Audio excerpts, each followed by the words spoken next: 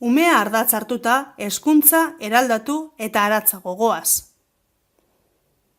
Ikastolan, konfiantzan oinarritutako pedagogia jarraitzen dugu. Ikaslea izango da protagonista bere garapenaren erritmoa markatuz, naturalki eta testuinguru integratu eta ekologiko batean.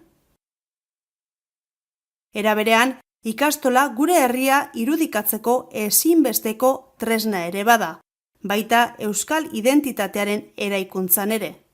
Hemengo kultur aniztasunean errotuta, mundura zabalik egongo diren pertsonak ezin nahi ditugu.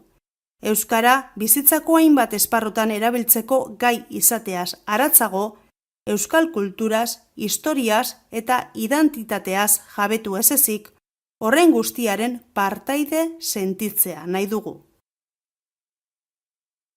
Autonomia dugu gure hezkuntza proiektuak garatzeko, beharrezkoa deritzogulako, horren aldeko hautua egin dugu betidanik.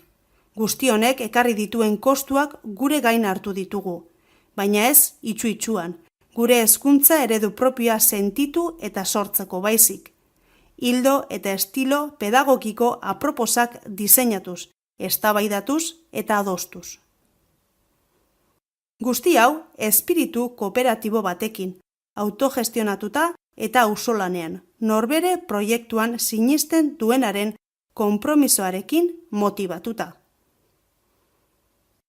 Inguruarekiko jasangarritasuna, elikadura eta ekonomia beti kontuan izan jokatuz. Herritarra eta komunitateari begira dagoen euskal hezkuntza baterako oinarriak jarri nahi ditugu. Denontzat eta denona izango den euskal eskola eraikiz.